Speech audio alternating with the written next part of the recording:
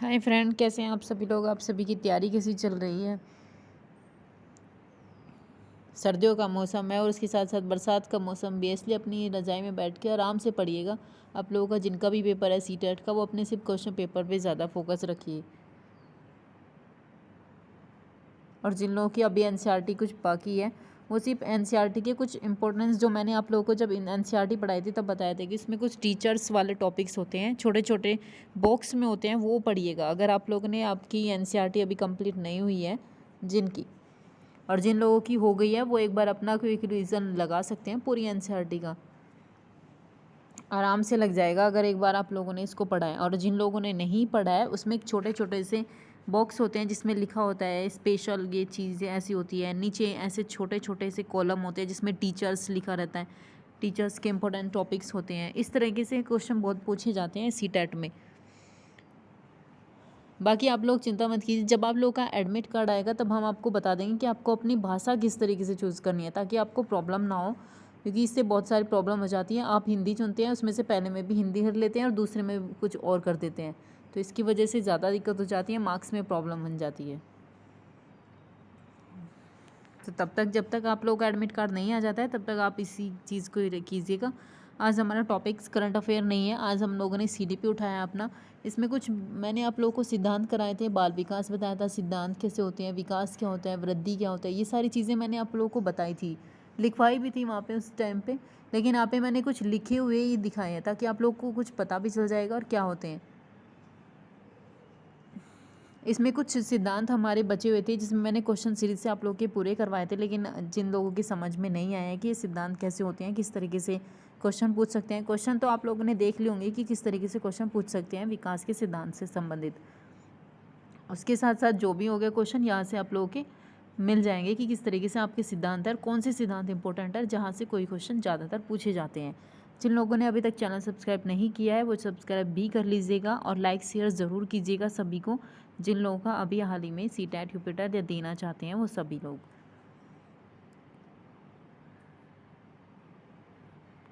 ठीक है। ये हमारा सबसे पहला टॉपिक था, अभिवृद्धि या वृद्धि या विकास के सिद्धांत। साथ में आपको कुछ इंग्लिश में भी मैंने यहाँ पे दिए हैं ताकि आप लोगों को समझ में भी आ जाए साथ में कि ग्रोथ है या डेवलपमेंट है। अभिवृद्धि नहीं समझ में आती है जिन लोगों की, तो ये इसके सिद्धांत है, अभिवृद्धि तथा विकास के सिद्धांत, ठीक है। तो हम स्टार्ट करते हैं अब अपना, यहाँ से सबसे पहले सीरीज़ से ही स्टार्ट करते हैं। ये सारी चीज़ें मैंने आप लोगों को पहले दिन ही बताई थी जब आप लोग से स्टार्टिंग की थी सीडीपी की, कि किस तरीके से विकास होता है, वृद्धि क्या होते हैं। ये सारी चीज़ें आप लोग ने एनसीईआरटी में भी देखी होगी, वहाँ से भी मैंने बहुत सारे इस तरीके से टॉपिक उठाए हैं ताकि आप लोग के चित्र से भी समझ में आ जाएगी और नीचे लिखे हुए चीज़ों से भी समझ आ जाएगा। अब यहाँ देखिए, एक छोटा सा बच्चा है, ये क्या कर रहा है, फिर उसके बाद क्या है, इसके बाद क्या है, ये सारी एक अवस्था है। यहाँ पे देखिए कि जब बालक एक अवस्था से दूसरी अवस्था में प्रवेश करता है तब हम उसमें कुछ परिवर्तन देखते हैं। इतना तो आप लोग के घर पे बच्चा हो गया या छोटे बच्चे, आस पड़ोस में जो बच्चे होते हैं पहले छोटे से होते हैं, फिर क्या करते हैं, फिर उसके बाद थोड़ा बहुत मूवमेंट करते हैं, खड़े होकर चलने लगते हैं, पहले घुटने के बल चलते हैं, फिर उसके बाद पैरों से चलने लगते हैं, हाथों के मूवमेंट्स भी करने लगते हैं, कूदने लगते हैं, खेलने लगते हैं। तो उसमें बहुत सारे परिवर्तन होते हैं और सबसे ज़्यादा जो परिवर्तन होते हैं वो शैशवावस्था में होते हैं, जहाँ पे आपको एक एक पता चलता है कि हाँ इसमें इतना परिवर्तन हुआ। बाद में बहुत कम परिवर्तन होते हैं और कुछ दिखाई भी नहीं देती। इन परिवर्तनों में पर्याप्त निश्चित सिद्धांतों का अनुसरण करने की प्रवृत्ति होती है और इन्हीं को सिद्धांत यानी विकास के सिद्धांत कहा जाता है। आपके डेवलपमेंट के जो प्रिंसिपल है वो यही होते हैं कि जब कोई बच्चे में धीरे धीरे परिवर्तन होता है, एक अवस्था से दूसरी अवस्था में जाता है। पहले बच्चे क्या करता है, उनको भूख लगी तो रोना हो गया, वो ये तो नहीं बताते ना कि आपको कि हाँ हमें भूख लग रही है, वो सिर्फ रोते हैं, तो जिससे आप लोगों को पता चल जाता है या तो उन्हें भूख लगी हुई है या फिर उन्हें उनकी माता की ज़रूरत है। तो इस तरीके से सिर्फ आप आइडिया लगा सकते हैं, बोलते नहीं हैं उस टाइम पे वो लोग।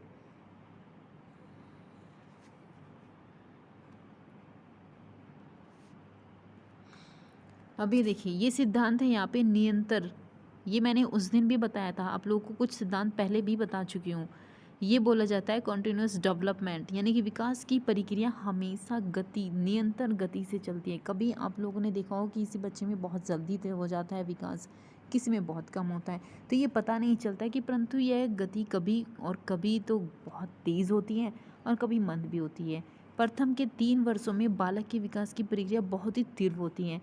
आपसे ये क्वेश्चन पूछा हुआ है कि सबसे ज़्यादा विकास कौन सी अवस्था में होता है, शैशवावस्था में, बाल्यावस्था में, या फिर किशोरावस्था में, वृद्धावस्था में। आप लोगों ने सबसे ज़्यादा अगर परिवर्तन या विकास देखे होंगे तो सबसे ज़्यादा जो परिवर्तन होते हैं वो शैशवावस्था में होते हैं। और शैशवावस्था की जो वो होती है अवस्था होती है वो 0 से 2 मानती है, यानी जन्म के बाद से लेकर 2 वर्ष या 3 वर्ष के बीच में मानी जाती है। अब आपको पता होना चाहिए कि सबसे ज़्यादा परिवर्तन 3 वर्ष के बालक के विकास की प्रक्रिया बहुत ही तीव्र होती है, उसके बाद भी पड़ जाती हैं, यानी कि उसके बाद भी थोड़ी धीरे धीरे मंद होने लगती हैं।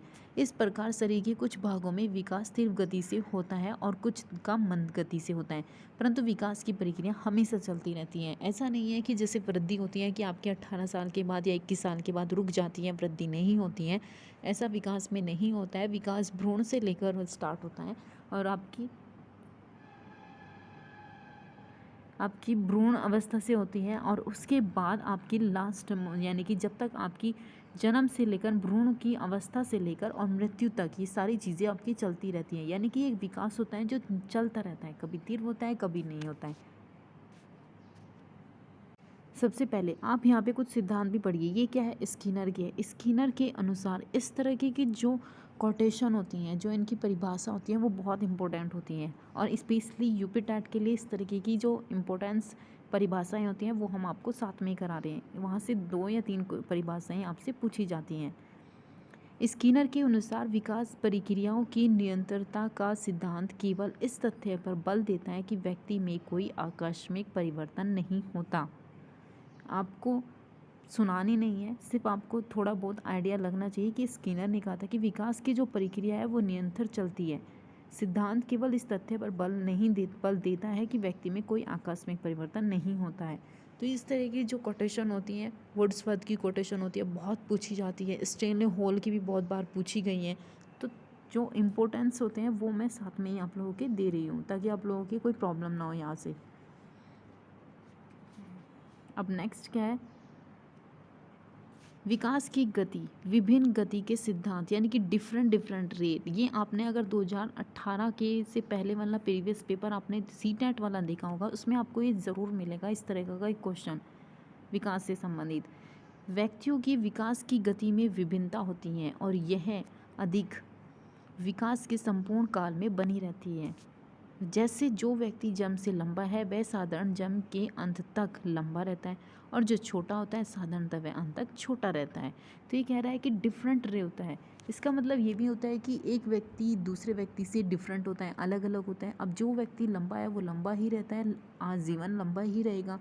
जो पतला है वो पतला ही रहेगा। अब यहाँ ये तो है नहीं कि जो मोटा है वो मोटा ही रहेगा, वो पतला भी हो सकता है, लेकिन जिसकी एक एक्यूरेट होती है, डिफरेंट रेट होता है, एक गति होती है, वो समान होती है।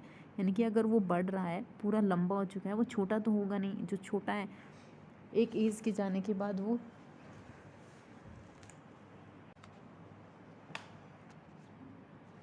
ठीक है। अब नेक्स्ट क्या है? विकास के क्रम का सिद्धांत, यानी कि विकास क्या होता है? एक सीक्वेंस होता है इसका। तो ये थर्ड है हमारा। ये क्या बोल रहा है कि ये भी मैंने उस दिन भी आपको बताया था। इसका ये क्या है कि बालक के विकास में हमेशा एक निश्चित क्रम होता है। जैसे पहले बालक बैठना सीखता है, फिर घुटनों के बल चलता है, फिर उसके किसी दीवार के सहारे खड़े होता है, फिर बिना सहारे के चलता है।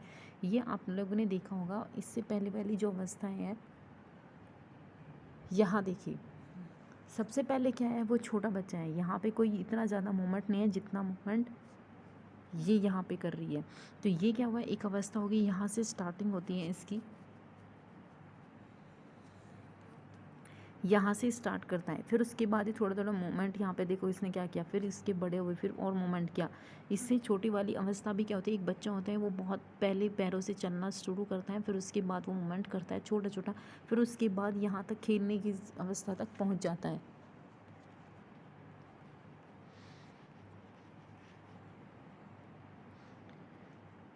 तो यहाँ पे यही चीज़ कहा गई है कि ये एक निश्चित क्रम से चलता है। ऐसा तो है नहीं कि बच्चा सबसे पहले ही कूदने लगेगा, खेलने चलेगा या फिर पैरों के घुटनों के बल से ज़्यादा पैरों से चलना शुरू कर देगा पैदा होते ही। तो ऐसा तो बिल्कुल नहीं होता।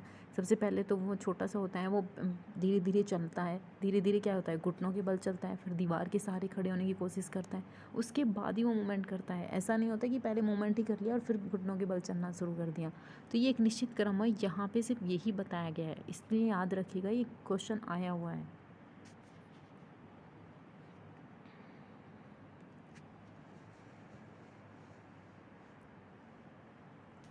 नेक्स्ट सिद्धांत क्या है, विकास की दिशा के सिद्धांत यानी कि डेवलपमेंट डायरेक्शन।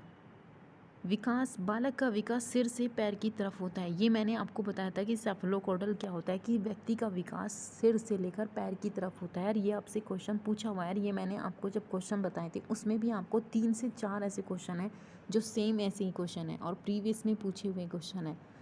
उसमें ये भी देते हैं कि बच्चे का विकास कैसे होता है, पैर से लेकर सिर की ओर, हाथ से लेकर सिर की ओर, इस तरह के क्वेश्चन पूछे जाते हैं। वह अपने जीवन में सबसे पहले केवल सिर उठा पाता है और उसके बाद नेत्रों की गति पर नियंत्रण करता है और फिर हाथों की गलतियों पर अधिकार कर पाता है और उसके बाद अंत में अपने पैरों की अवस्थाएं करता है। आप लोगों ने छोटे बच्चों के मूवमेंट भी देखे होंगे कि सबसे पहले वो क्या करता है। तो इसलिए कहते हैं कि सबसे पहले जो बच्चे का विकास होता है, ये सिद्धांत कहता है सेफलोकॉर्डल्स के आधार से कि जो बच्चे का विकास होता है वह सिर से लेकर पैर की ओर होता है।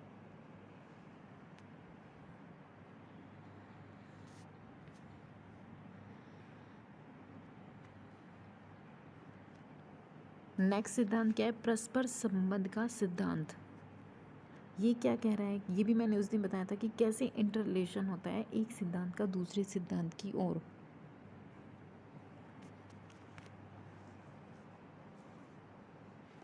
बालक के शारीरिक, मानसिक, संवेगात्मक, सामाजिक आदि पहलुओं के विकास में पारस्परिक संबंध होता है। उसके बालक के विकास में जितने भी संबंध होते हैं, यानी कि उसका मानसिक विकास हो, सामाजिक विकास हो, नैतिक विकास हो, जितने भी इसके अंदर विकास होंगे उन सबका एक संबंध होता है। इसलिए बच्चे का होलिस्टिक डेवलपमेंट क्यों कहा जाता है, क्योंकि हमें एक टीचर होने के साथ साथ हमें बच्चों के होलिस्टिक डेवलपमेंट पे ध्यान देना चाहिए। क्यों? क्योंकि हमें उसका संपूर्ण विकास करना है, ना कि हमें सिर्फ उसे एजुकेशन देनी है, सिर्फ उसके मस्तिष्क का विकास, मानसिक का विकास करना है। हमें उसका सारा विकास करना होता है एक बच्चे का, और बच्चे के सारे विकास को ही संपूर्ण विकास कहा जाता है। जैसे बालक का शारीरिक विकास होने के साथ साथ उसका मानसिक विकास, स्थितियाँ, रुचियाँ, सभी पे एक टीचर होने के नाते सभी पे उसका ध्यान दिया जाता है। ऐसा नहीं होता कि क्लास में आपके यहाँ पे एक लाइन में 4 बच्चे बटे हैं, इस तरह 6 बच्चे हैं और इन 6 में से आपके ये मान लो या फिर ये 3 बच्चे आपके बहुत इंटेलिजेंट हैं जिनको एक बार पढ़ाने के बाद दूसरी बार पढ़ाने की ज़रूरत नहीं पड़ती। लेकिन इसी क्लास में एक ऐसा बच्चा भी है जिसको आप 2 से 3 बार आपको पढ़ाना पड़ता है, और आप एक टीचर होने के नाते आप ये नहीं करेंगे कि आप उस बच्चे पर ध्यान नहीं देंगे, सिर्फ इन्हीं लोगों पर ज़्यादा ध्यान देंगे। आपको इनकी अपेक्षा उस पर सबसे ज़्यादा ध्यान देने की ज़रूरत है, ताकि वो भी इनके साथ एक साथ जुड़ सके, इनके साथ चल सके। नेक्स्ट क्वेश्चन क्या है, इंटीग्रेशन यानी कि एकीकरण का सिद्धांत। ये बहुत बार पूछा हुआ है। जिन लोगों ने प्रीवियस पेपर क्वेश्चन पढ़ लिए ना, उनको ये पता चल जाएगा कि एकीकरण, इंटीग्रेशन, ये किस तरीके से आपसे क्वेश्चन पूछे जा चुके हैं। और नहीं पूछे गए तो मेरी जो सीरीज़ है क्वेश्चन सीरीज़ की, उसमें आप जाके पढ़िए। CDP चाइल्ड डेवलपमेंट की एक अलग से प्लेलिस्ट है, उसमें बहुत सारे आपको क्वेश्चन मिलेंगे कि कैसे क्वेश्चन पूछे जाते हैं।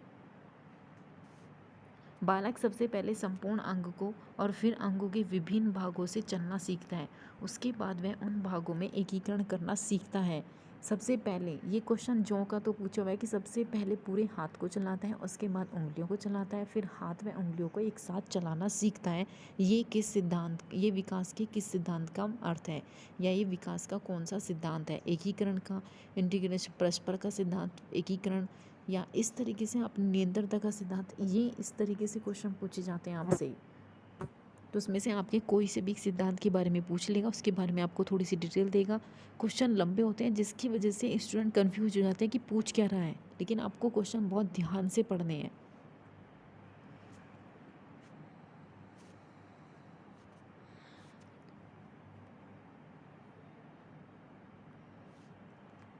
क्वेश्चन क्या है कि समान प्रतिमान यूनिफॉर्म सिद्धांत, ये भी एक छोटा सा सिद्धांत है जिसके बारे में यहाँ पे कहा गया है। क्यों? क्वेश्चन पढ़िए। हर लोग क्या कह रहे हैं कि प्रत्येक जाति, चाहे वह पुरुष हो मानव हो, अपनी ही जाति के अनुरूप विकास के समान होते हैं। इसका मतलब ये है कि अगर एक इंडिया में पैदा हुआ इस बच्चा है और एक अमेरिका में पैदा हुआ है, लेकिन विकास तो दोनों का समान होगा। ये तो है नहीं कि बच्चे का अमेरिका में विकास में पहले बच्चे पैदा होते ही चलने शुरू कर देते हैं, या इंडिया में होंगे वो घुटने के बल चलेंगे। दोनों का विकास एक जैसा होगा, लेकिन वहाँ के एनवायरनमेंट और जेनेटिक आनुवंशिक का उन पर इफेक्ट पड़ता है, जिसकी वजह से अलग होते हैं। इंडिया में ज़्यादातर हिंदी यूज़ की जाती है और यहाँ पे इंग्लिश यूज़ होती है, तो इसकी वजह से जो बच्चे के सामने दिखाया जाता है, जिसका वो अनुकरण करता है, वही चीज़ सीखता है।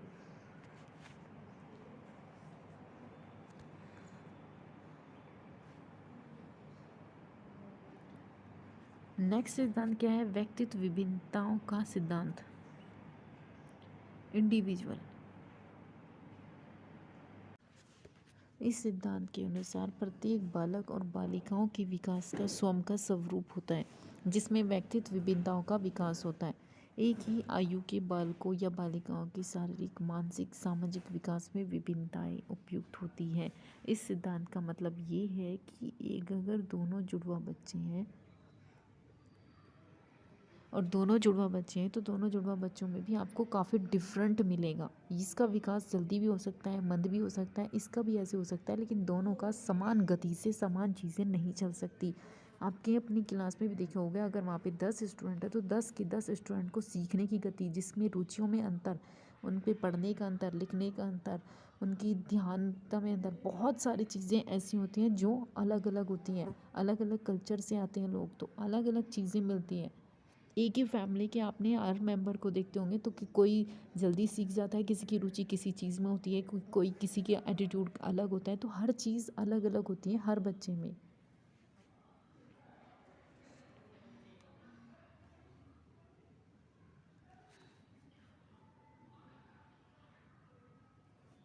नेक्स्ट क्या है कि सामान्य से विशिष्ट की ओर, ये भी सिद्धांत में बहुत बार पूछा जाता है आपसे।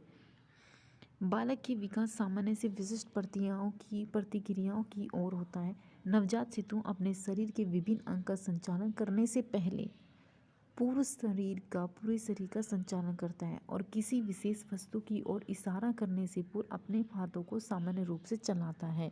तो इसलिए जो बच्चे का विकास होता है वो जनरल से स्पेसिफिक की ओर होता है, यानी कि जनरल से स्पेसिफिक, सामान्य से विशिष्ट की ओर चलता है, ये बच्चे का विकास होता है। तो जो विकास हम आपको आज पढ़ाए जा रहे हैं, इनको बहुत ध्यान से पढ़ेगा और इससे बाद में आपके जो क्वेश्चन है उनको सॉल्व कीजिएगा।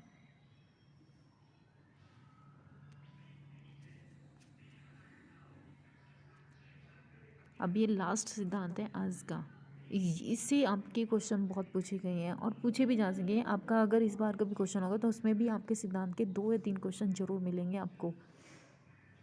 ये लास्ट क्वेश्चन है, बालक के विकास सिद्धांत है ये। बालक का विकास न केवल वंशानुगत न केवल वातावरण को, बल्कि ये दोनों की अंतःक्रियाओं का इफेक्ट पड़ता है, यानी कि ये हेरिडिटी का भी पड़ता है और एनवायरनमेंट का भी पड़ता है। ये आपको दोनों का इफेक्ट होता है। इसमें ऐसा नहीं कि सिर्फ एनवायरनमेंट ही आपको प्रभावित करेगा, नहीं, आपकी हेरिडिटी, आनुवंशिकता, वंशानुक्रम, दोनों इफेक्ट पड़ते हैं एक बच्चे के विकास के लिए।